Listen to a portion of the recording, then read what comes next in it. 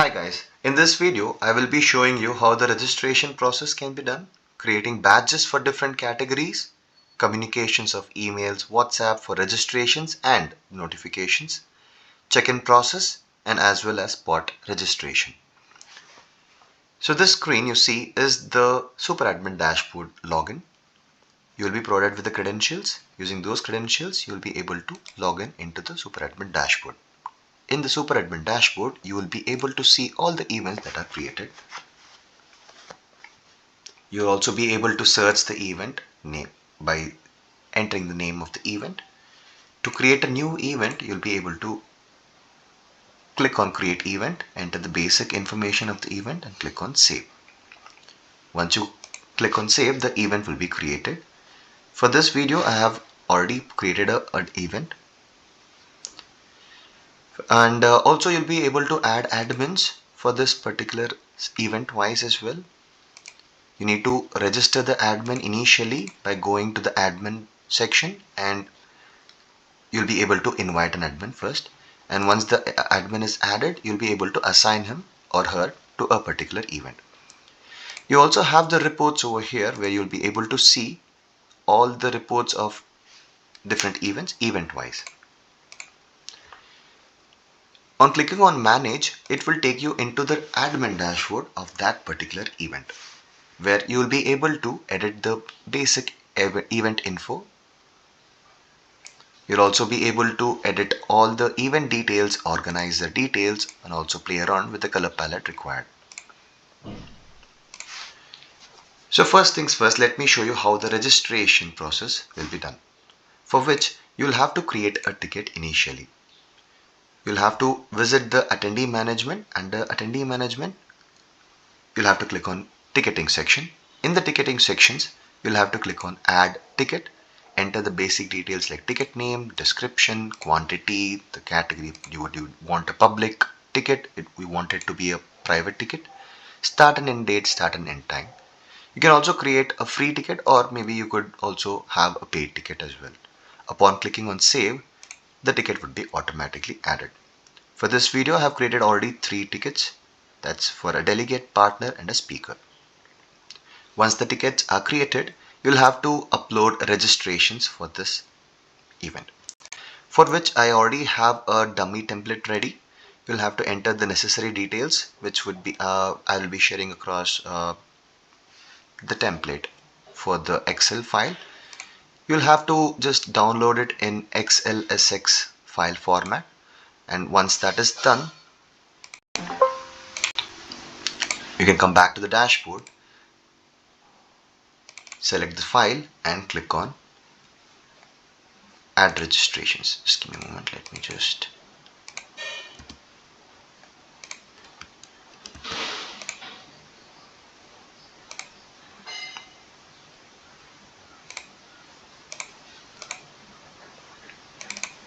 yes. So once you click on add registrations, all the register users will be added for the event, for which you'll be able to access them under reports under registration data. You'll be able to see all the users that are added. For this, right now I just entered this entry. You'll be able to see that on a real-time basis. So this is about the registration process. The next one, let's see how to create a badge for different categories. So for that, you'll have to visit the reception dashboard under attendee management, and there are 4 subsections over here. You'll have to select the second one, that's the badge designs. To create a new badge, you'll have to click on add badge, enter the name of the badge that is required, select the category for this particular badge. You can change the font color, and you could select the template or the design for this particular badge as well. Once that is done, you'll be able to crop out the exact, you'll have to crop out the exact design of the badge. Clicking on crop, and this will be selected. You have to click on submit. On clicking on submit, the badge will be created. For this video again, I have created badges pre-printed. So I'll just show you. I'll just select a category, that's partner, and you'll be able to see that the design which is already selected. You'll be able to delete this badge if you want to make a replacement or make any edits for this badge as well. On click on edit, you'll be able to see that you'll be able to move around the elements here. That's the QR code, the name of the person, or the designation as well. Again, you will be able to add multiple fields if necessary, like company or the type of ticket or the category they belong to as well.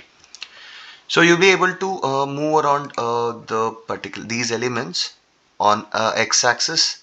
That's from left to right. You'll be able to move around the elements from top to bottom using the y-axis, as well as you could probably change the size of the element as and how you require. Once all the elements are set up, you click on save and the badge will be automatically updated. Once this is done, this is about the badge printing. And the next one. So let's talk about how the communication is done through WhatsApp or emails as well. So for that, you'll have to visit the communication hub, under which you will be able to see email campaigns, WhatsApp campaigns as well.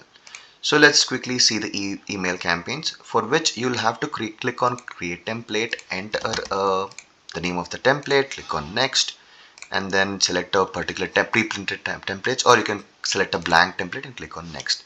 This will take you into the template builder, where you will be able to create the whole template from scratch. For this video, again, I have a pre-printed template that's available, and I have set up the templates. Once this is done, you'll have to click on automate email, select the email that needs to be sent across automatically.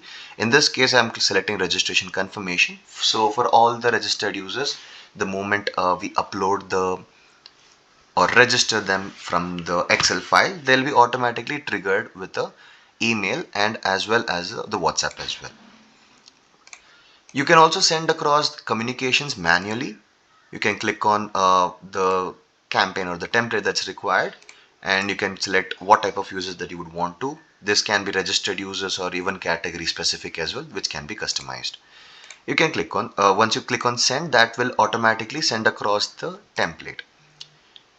Just to show you here, just the email will sent out over here with the details, for which again you can have all the details of the event, say for example the venue details, the date and the time as well.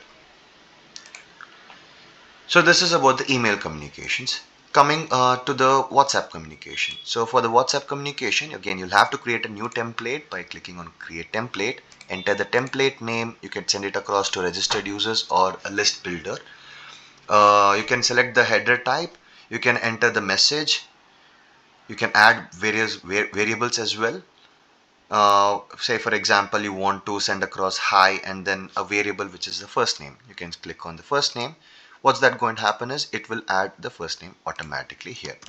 So in the template, hi, so this variable would be a dynamic. You can enter the footer and click on submit. Once the template is created, it will be approved from our side, and that once that is approved, you can go ahead and click on send WhatsApp. Like I said, again, it can be sent across to a single user or all the registered users or a list of users, where you can create a list builder and a list builder over here on the left hand side. Just to show you how the template would look like, I'll just enter my mobile number and select the template and send message. So once this is done, it will automatically send across a WhatsApp message. As you can see, I've just received it with the WhatsApp template that I've selected.